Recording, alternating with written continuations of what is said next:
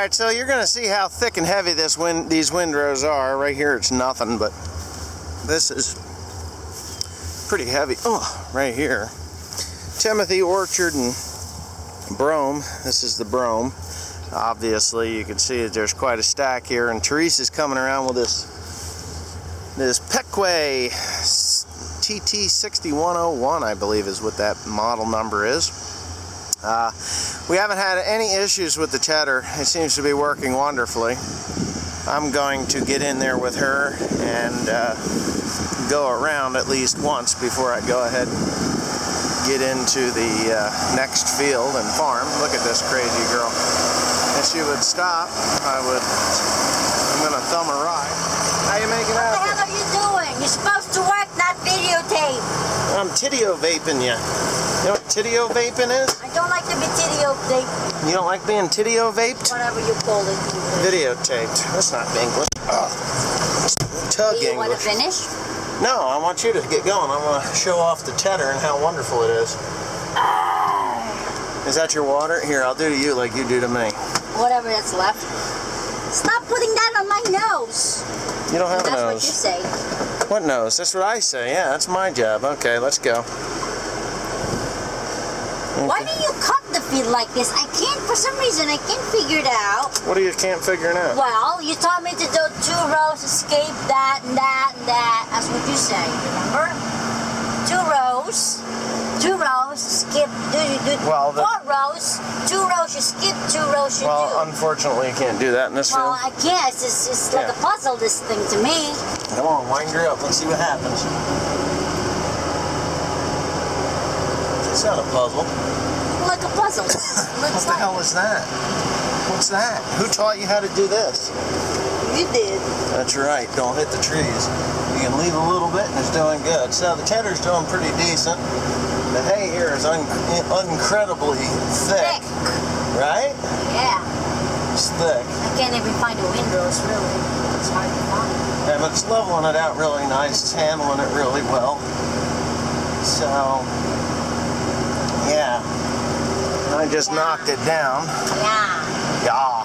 I just straddle right there. That's all you're doing, all right. Got walkers down there. Wind her up. You all wound up? That's 6 miles an hour. 540. Things seem to be doing pretty good. So, yeah, the TT6101 Pequea tedder. This thing works really, really well. Worst thing we did have was just a string wrap on it, I would say. I don't think I've even so much... Have you broken anything? Alright, so I got Teresa in the 7530 John Deere tractor, pulling the Pequea TT6101.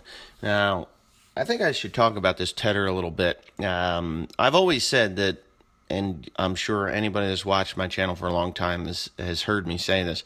Anytime I got a hook to a tedder, I'm losing money. And, you know, for the business that I'm in, yes, that is absolutely true. If I have to beat the piss out of this hay to get it spread out and dried out to bale it for mulch hay, it is only costing me money. If it was going for good hay, quote unquote, as people would say, yeah, I'd be making a little bit more money because it would be greener and I would be able to command a little better price for it. But the problem with that is in this area, Hunterdon County, we have a lot of rich-looking horse farms, and I guess they could say they're wealthy or rich or whatever you want to say, but high-end horse farms, I could possibly go that deep into it. The funny thing about these high-end horse farms or farmers is they just don't like to pay the hay guy. And when you talk to these high-end horse people, and you tell them flat out, you're going to pay me cash or you're going to give me a check, and if that check is rubber, I'm going to throw your ass in jail. And they have this look upon them and an attitude like, how dare you talk to me that way, you know? And I just don't give a shit about horse people anymore. If ever there were a bunch of assholes ever born to this planet, it's horse people. They'll have a $100,000 pickup truck. Yes, a $100,000 pickup truck. A diesel with all the bells and whistles will cost you somewhere around 100 grand, anywhere from $70,000 to $100,000.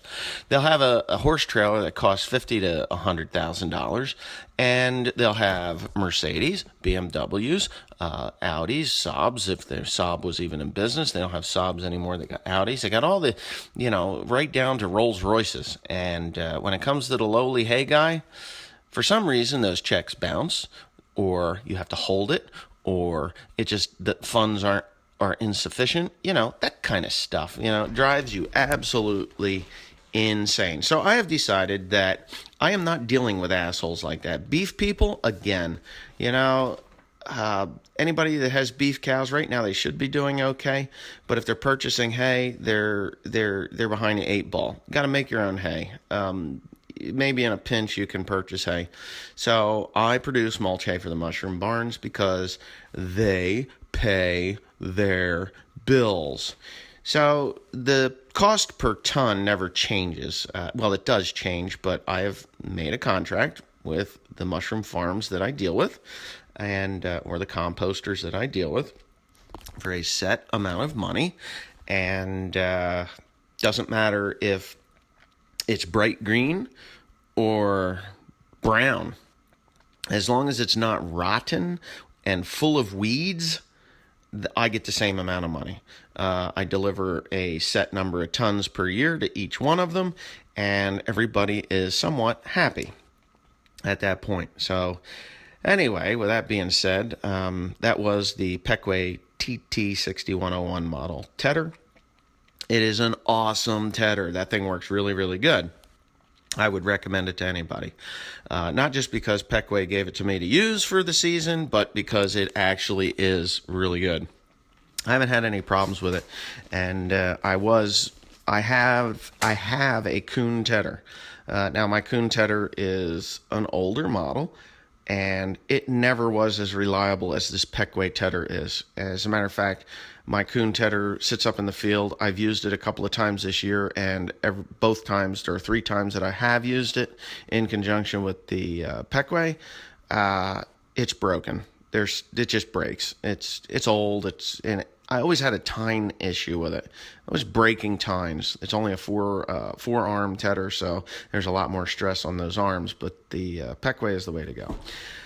So anyways, back to the mushroom barn. So when I hook up to the tedder and I have to burn fuel and time with, on the tractor, and Teresa obviously in the tractor seat, it gets expensive. So I'm losing money. That's why I say that. I don't really care to sell quality barn stored hay to horse people, beef people, dairy for sure not, because dairy farms, I feel bad for them. I really do. I feel that our government has gotten involved in the milk, and they have been involved forever, as far as I know, in my whole entire life, and I'm sure my father's lifetime they've been involved. Anytime you sell milk through a creamery, which is the way the world works now, you can't sell it independently without a lot of scrutiny and licensing and permits, because, we all know that milk is deadly unless it's been pasteurized, homogenized, and, tore apart and sterilized, which is not true. I'm being sarcastic at this moment. But to sell raw milk in New Jersey, it's impossible. You have to pasteurize it at the least. Homogenization is a problem because it smashes the cell walls of the milk, the structure of the milk, and your body really doesn't know what to do with it anyway. But, anyhow, I'm not even going to get into that conversation. But selling hay to the mushroom barns is what I do. If somebody comes in and they want quality bale, I don't even try to make quality hay anymore. I just don't. I've had issues with, I just don't care. Maybe that's my problem. I just don't care about people that want to buy good hay. And I've had some friends and neighbors that have bought hay, and I do produce good quality hay for people that I have obligations to. Like, there's some property owners that have animals, so I produce hay for them. I have, that's just the way that works. But with that being said,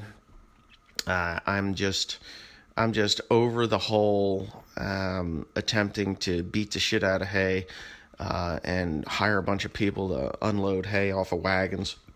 I'm not going to buy a bale baron or a bale bandit to package 21 bales into a block, even though I considered it at one time. The time that it takes for me to produce quality hay, I can do 5 times as much in mulch hay. So if I sold every bale that I made for $1, I would have to sell, to make good hay, I would have to sell every single one of those bales for $5. That's just what it boils down to. So in a day, when I go out and I bale 350 or say 360, that's a nice number. 360 bales of hay. That's 10 semi-loads, 10 overloaded semi-loads with the Krone. I'm actually putting on 30 bales on a load and coming up with the 24 tons that I need to make the load. So let's say 300 bales. If I make 300 bales in a day, I've made 10 tractor trailer loads of hay. That goes to mulch hay. If I attempt to do that in quality horse quality, beef quality, dairy quality hay, I'm only going to make 1 or 2. So that doesn't double in price. It just takes me that much longer to do it. But anyways, the video's over. Thanks for watching. Please comment, rate, and subscribe in the end. And happy Independence Day. Independence Day, not the 4th. Independence Day just so happens that it falls on the 4th of July. My birthday's tomorrow. I'll be 45. Anyways, have a good one.